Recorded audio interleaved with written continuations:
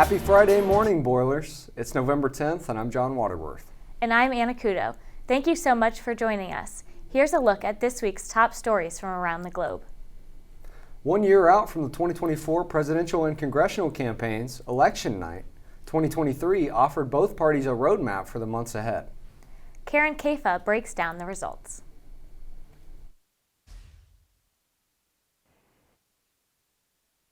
Mansion, some historic electoral firsts and reproductive rights on the ballot made headlines for election night 2023.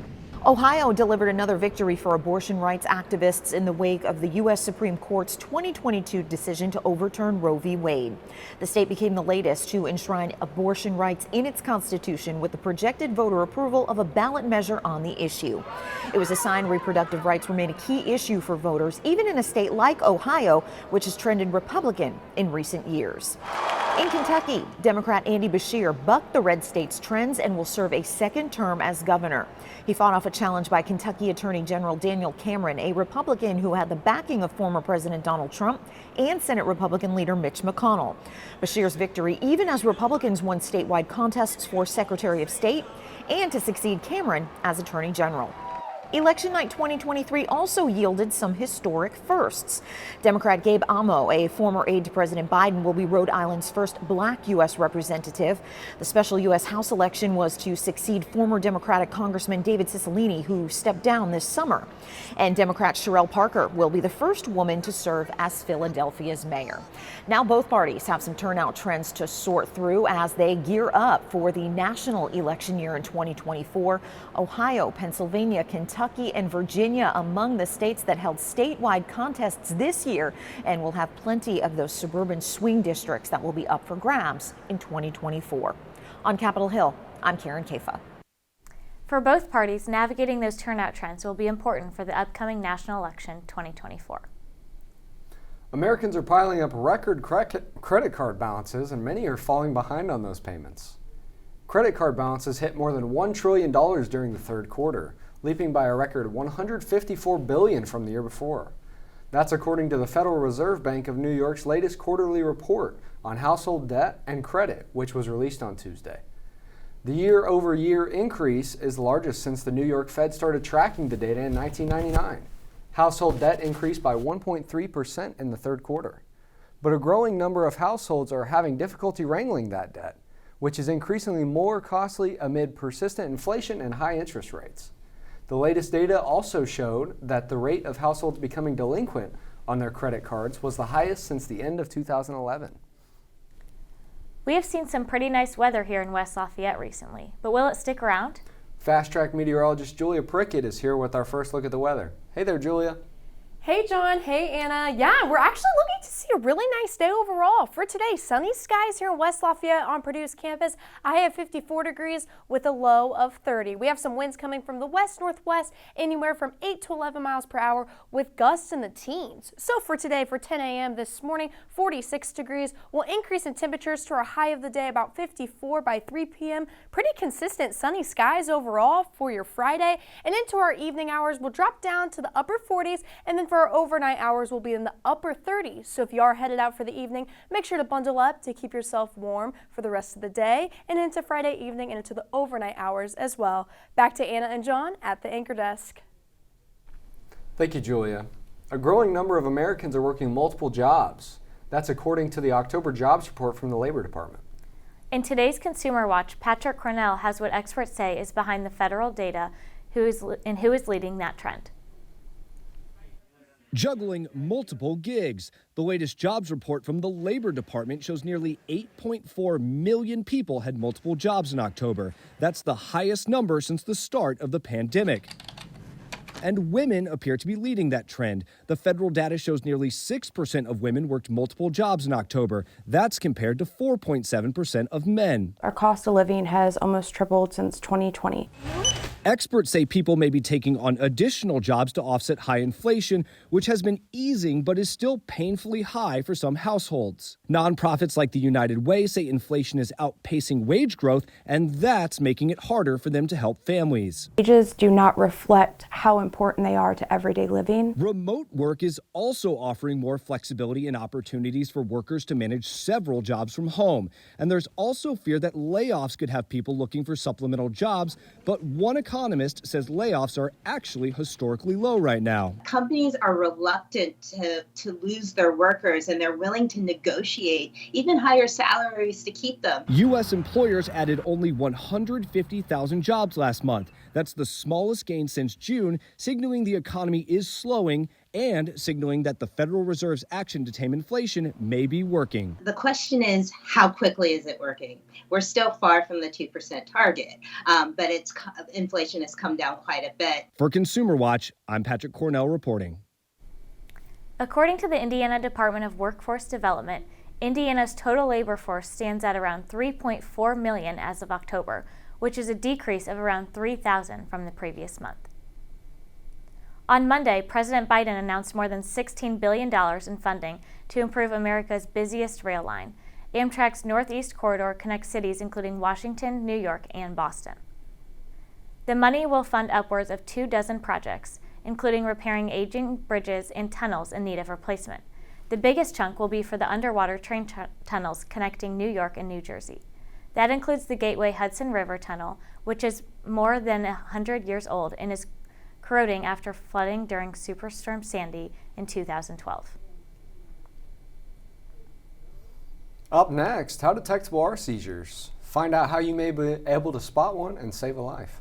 Plus, the Hollywood actors' strike has ended, what that means for your movie experience, a new type of shoe for toddlers, and your weekly weather report, all next.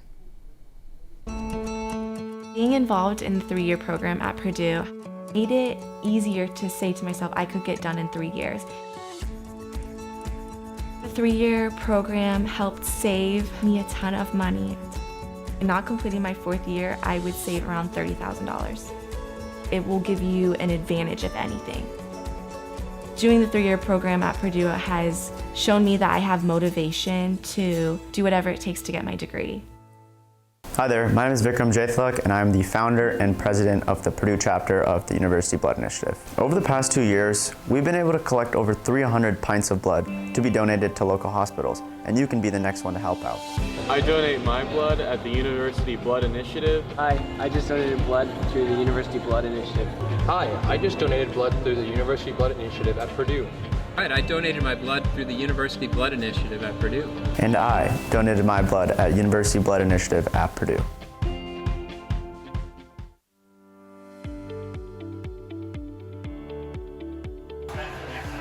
Are you looking for a new hobby? Or you want to have a fun evening with your friends?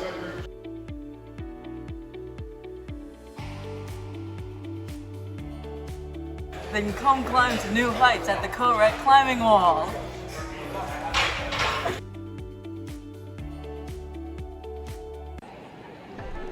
Football. It's the best time of the year. You know what else is great? The world's largest and fastest mascot. You can't have Purdue football without the trains. Look for the Reamer Club outside Stewart Center, 12 to 5 p.m. on Fridays before home football games, for your chance to ride the Boilermaker Special for free. See you then!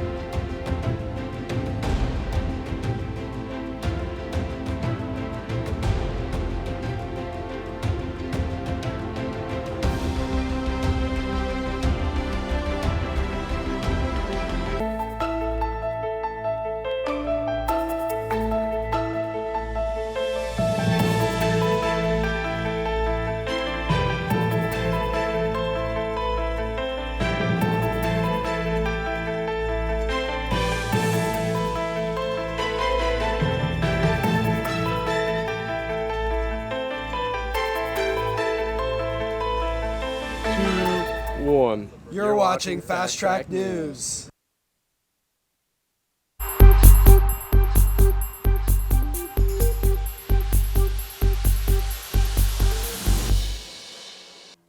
Welcome back. A nice sunny day for your Friday here on Purdue's campus in West Lafayette. Currently a high of 54 degrees with a low of 30. Winds anywhere from the west to northwest from 8 to 11 miles per hour with gusts in the teens. So for today, 10 a.m. this morning, 46 degrees. We'll increase in temperatures to our mid-40s, 54 degrees being our high by 3 p.m. But overall, pretty consistent sunny skies all day long. By 6, we'll be in the upper 40s, and into our overnight hours and late evening, we'll get back down to the 30s. So if you are headed out for this evening, make sure to bundle up to keep yourself warm for the rest of the day. Now for tomorrow, Purdue takes on Minnesota here at home at Ross-Ade. So waking up tomorrow, 36 degrees by 9. So if you are heading out to tailgate for tomorrow, it's certainly going to be a chilly one. So make sure to bundle up as you're headed out for game day tomorrow. By noon, we'll be at 45 degrees, and by kickoff at 3:30, we're set to take on Minnesota at Ross-Ade. 49 degrees being our high of the day. We'll hit our high anywhere from 3 to 4 p.m. about 50 degrees, so it's certainly going to be chilly and breezy overall. By 6, we'll get down to the mid-40s, and into our overnight hours, we'll stay in the upper 30s for the rest of the day Saturday into your overnight hours for Sunday. So for your weekend outlook overall, again to recap, 54 degrees being your high for Friday. Saturday, a pretty consistent day, 50 degrees being your high for the football game with a low of 33, so make sure to bundle up to keep yourself warm. And then Sunday, another consistent day, a high of 55 degrees with a low of 34 with consistent sunny skies. Yeah, so for the next, I think, couple of days, we're going to see pretty consistent weather because we have this high pressure system here in the Midwest that's starting to push through, giving us these increase in temperatures for mid-November.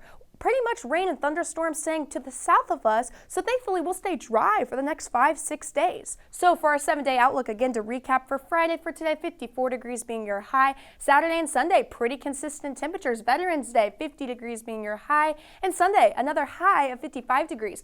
Now for Monday and Tuesday, we'll hit the 60s. On Monday, 60 degrees being our high. Breezy winds coming anywhere from 8 to 15 miles per hour with gusts up to 20. So it's certainly going to be a breezy day for Monday. Tuesday, a high of 62 degrees with a low of 35. And by Wednesday and Thursday, we'll see an increase in some cloud coverage. A high of 66 for Wednesday with a low of 45. And then mostly sunny skies coming to Thursday with a high of 68 and a low of 48. Our next best chance of rain comes at the end of next week. So take advantage of these next 6 days of this nice consistent sunshine and nice weathers in the 60s for your November. Now back to Anna and John at the anchor desk.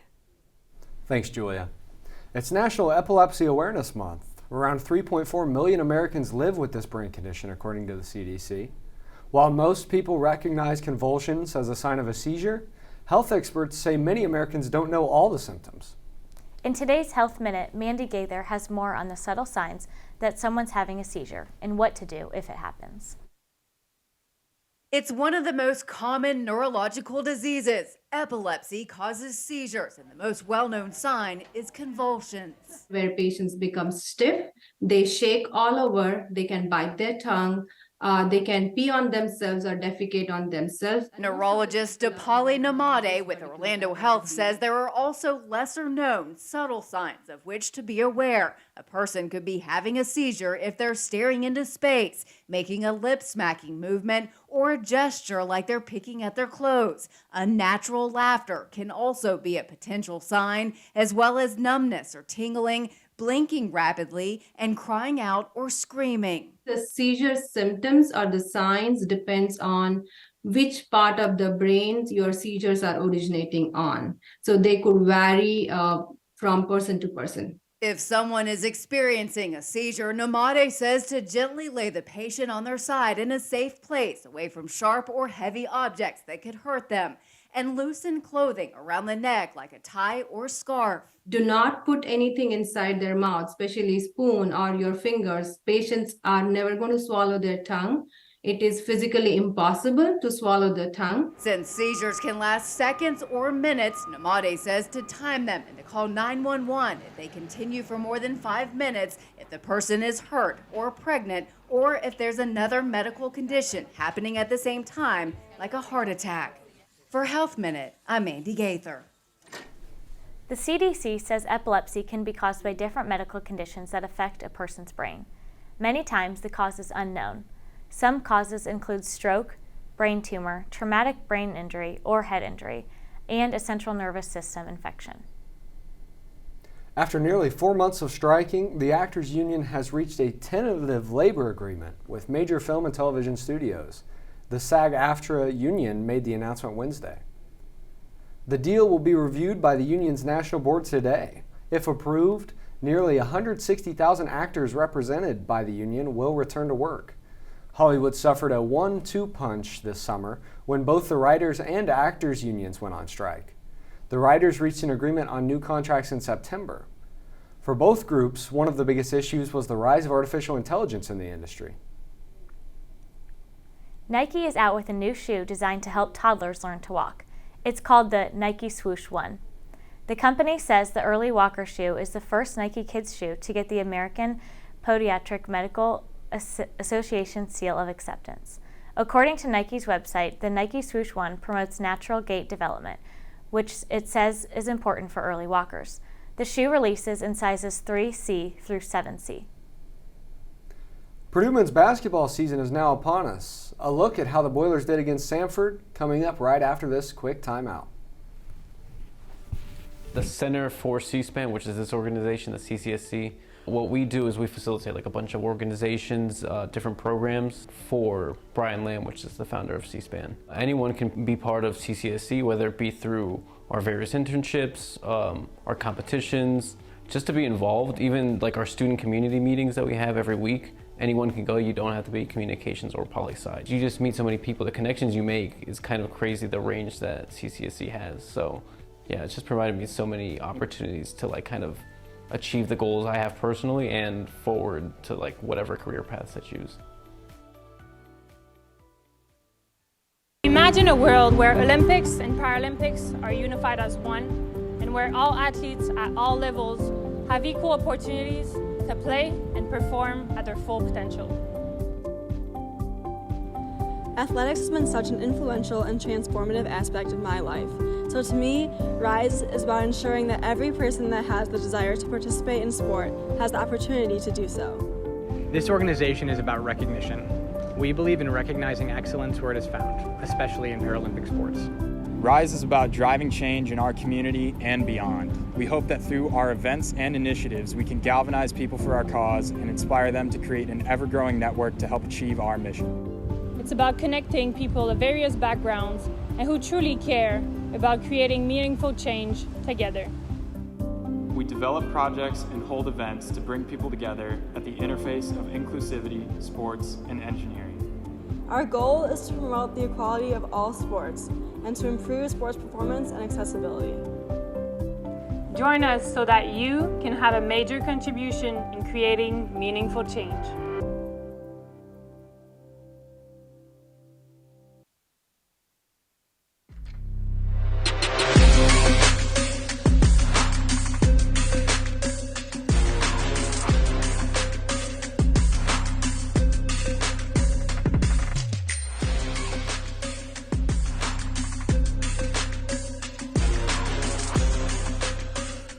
Welcome back. Purdue basketball opened their season this week with a huge victory against non-conference opponent Samford, 98-45. It was a surprisingly balanced scoring attack as no Boilermakers scored over 20 points. Zach Eady led the team with 16 points. Guard Braden Smith had a game-high 7 assists, and the defense was led by senior guard Ethan Morton, who had 4 steals. Samford shot an abysmal 25% from the field, 5 of 31 from 3, and 6 for 14 from the free throw line. Coach definitely made them run all the way back to Birmingham. Purdue will look to continue their non-conference success against Morehead State tonight at 7 p.m. And it's no secret that the Raiders have had a roller coaster start to their 2023 season. After starting 3 different quarterbacks and firing a head coach, the Raiders are very fortunate to be sitting at a 4-5 record. One of those quarterbacks is a familiar name to Purdue fans everywhere. Aiden O'Connell was named starting quarterback for the rest of the regular season. He replaced Jimmy Garoppolo as QB number 1. The move paid off for new Raiders head coach Antonio Pierce, as O'Connell led the Raiders to a 30-6 win against the New York Giants. O'Connell threw for a very solid 209 yards. O'Connell was able to play turnover-free football, something that the Raiders desperately needed at the quarterback position. The Raiders look to continue their newfound momentum against the other New York team, the Jets. The Indiana Pacers won the first NBA in-season tournament game in NBA history last week against the Cleveland Cavaliers. The Pacers won 121-116. They were led by veteran center Miles Turner, who dropped 27 points. My guy was a straight bucket. Tyrese Halliburton also had an outstanding game. He had a double-double, 18 points, 13 assists. The Pacers also won the rebounding battle, 40-35. The win brought the Pacers into first place in their group for the in-season tournament. Now, there has been some confusion with the format of the NBA in-season tournament. I will attempt to explain it right here. So the first round is group play. The groups were drawn based on their records from last season. Once that round is completed, they will go into the knockout round, where the winners of the first group and the second place teams in those groups will play in single elimination games until they get to the championship game. The championship game takes place in Las Vegas.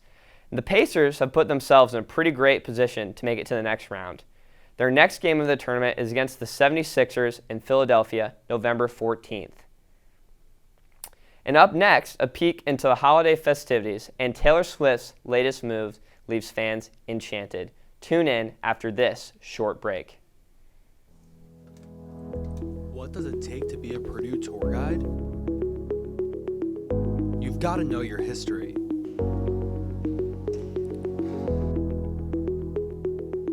You have to know your facts.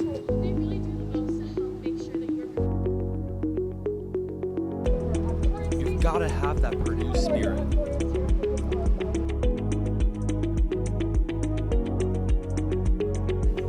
Have to walk backwards. Imagine a world where Olympics and Paralympics are unified as one, and where all athletes at all levels have equal opportunities to play and perform at their full potential. Athletics has been such an influential and transformative aspect of my life. So to me, RISE is about ensuring that every person that has the desire to participate in sport has the opportunity to do so. This organization is about recognition. We believe in recognizing excellence where it is found, especially in Paralympic sports. RISE is about driving change in our community and beyond. We hope that through our events and initiatives, we can galvanize people for our cause and inspire them to create an ever-growing network to help achieve our mission. It's about connecting people of various backgrounds and who truly care about creating meaningful change together. We develop projects and hold events to bring people together at the interface of inclusivity, sports, and engineering. Our goal is to promote the equality of all sports and to improve sports performance and accessibility. Join us so that you can have a major contribution in creating meaningful change.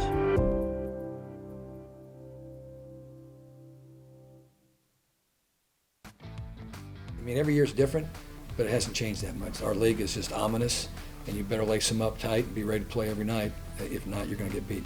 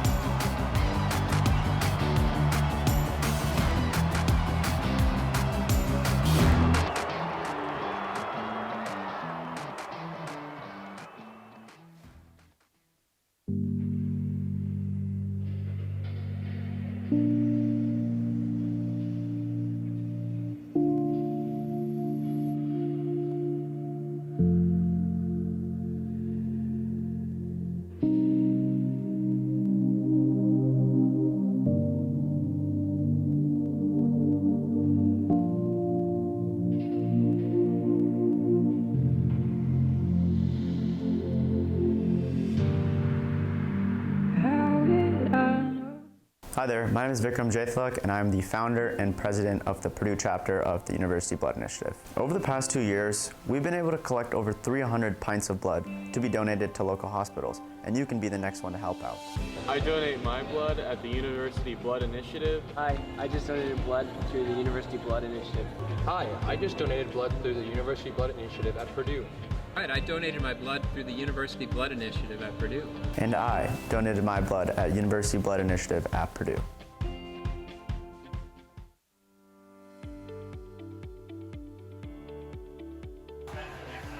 Are you looking for a new hobby? Or do you want to have a fun evening with your friends?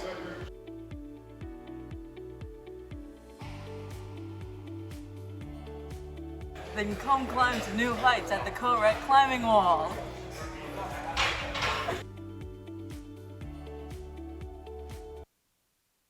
Welcome back. Today in entertainment news, we've got a holiday-themed podcast, a high-flying action flick, and, of course, the latest Taylor Swift update. Here's David Daniel with the Hollywood Minute.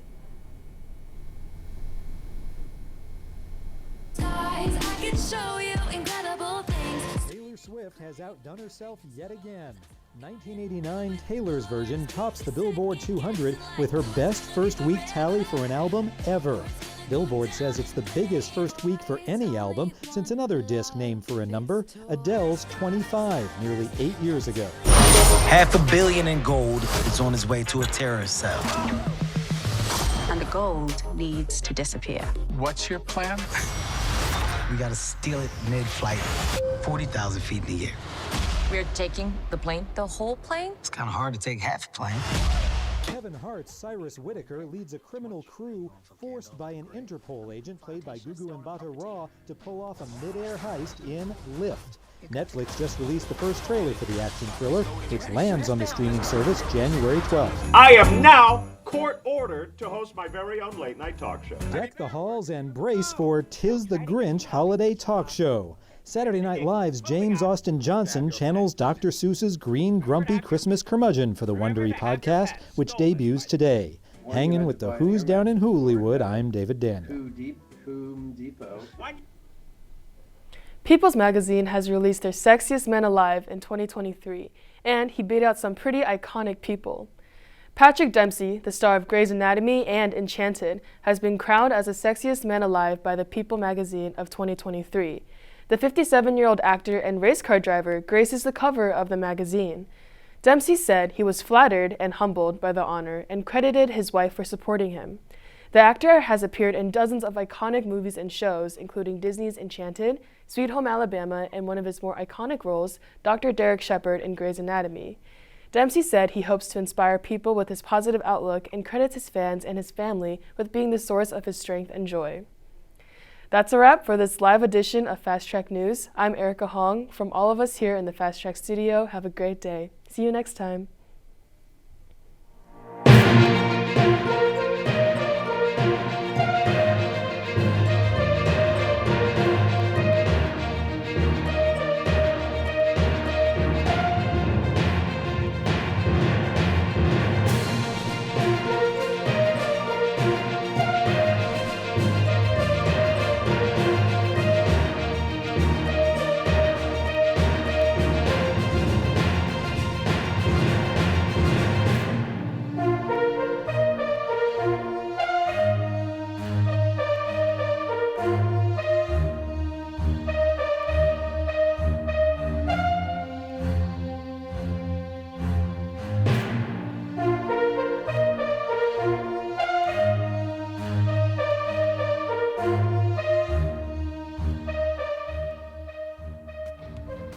Every year is different, but it hasn't changed that much. Our league is just ominous, and you better lace them up tight and be ready to play every night. If not, you're going to get beat.